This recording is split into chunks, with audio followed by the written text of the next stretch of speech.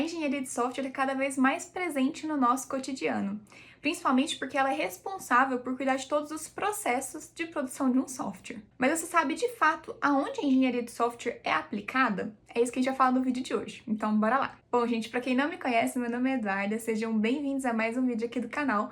E o vídeo de hoje, ele é baseado em um livro super clássico da engenharia de software que chama Engenharia de Software, do Somerville.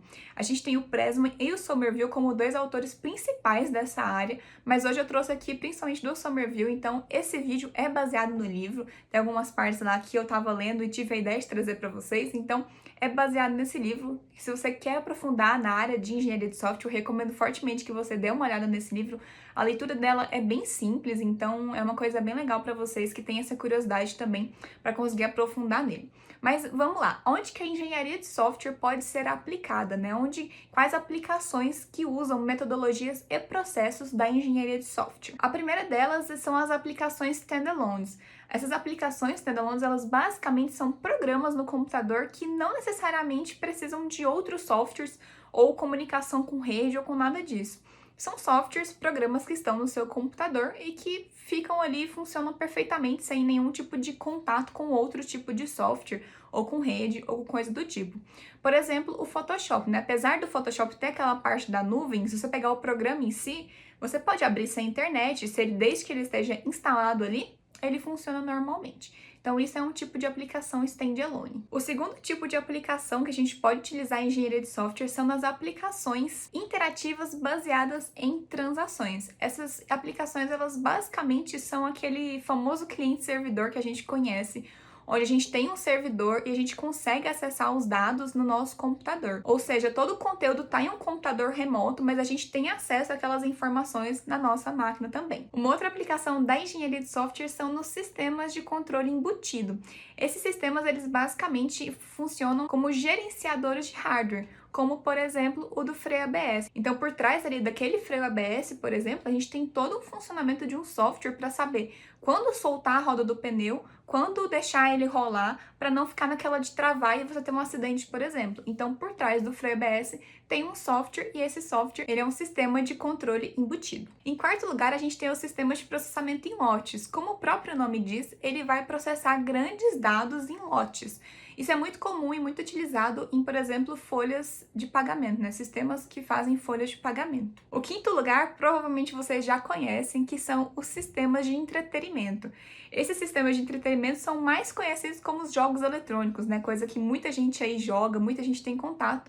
A engenharia de software também é aplicada nesses sistemas de entretenimento. Em sexto lugar, a gente tem os sistemas para modelagem e simulação. Esses softwares, eles são mais utilizados principalmente por engenheiros e cientistas quando eles precisam modelar ou simular alguma coisa. Em sétimo lugar, a gente tem os sistemas de coleta de dados. Esses sistemas também são muito comuns hoje em dia, principalmente porque a gente tem isso muito nos carros. Os carros que têm, por exemplo, sensores de estacionamento, eles são uma forma de sistema de coleta de dados, ou seja, o sensor do carro, ele coleta dados, ou, por exemplo, a distância que você está de uma parede, por exemplo, e aí, a partir disso, o software processa esse dado que o sensor enviou e consegue ali te dizer se você vai estar muito perto, se você está muito longe, se você tem que tomar cuidado com aquele percurso e assim por diante. E as últimas aplicações que usufruem das metodologias e processos da engenharia de software são os sistemas de sistemas. Esses também são super conhecidos pela gente porque são softwares que utilizam outros softwares, ou seja, eles são softwares que são compostos por outros softwares, como por exemplo o sistema operacional. A gente tem o sistema operacional sendo um software e dentro dele tem inúmeros outros softwares também. Então, isso é um sistema de sistemas. E essas são as 8 principais aplicações da engenharia de software. É válido lembrar também que a gente não necessariamente vai ter essas categorias super bem detalhadas como a gente tem aqui, super bem definidas e isoladas uma das outras.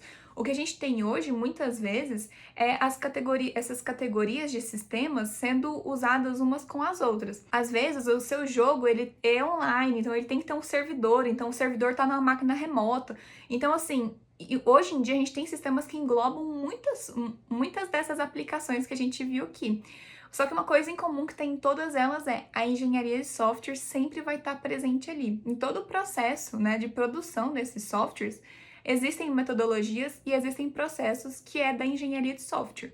Então, é uma curiosidade para vocês aí, né? E como eu disse, esse vídeo ele foi inspirado no livro da engenharia de software do Somerville.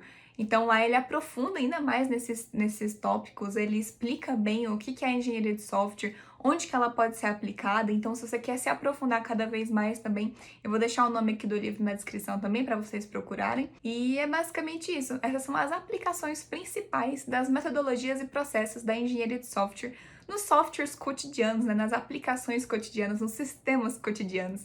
E se ficou alguma dúvida, deixa aqui embaixo que eu vou tentar responder todos vocês. E a gente se vê no próximo vídeo. Um beijo e até lá!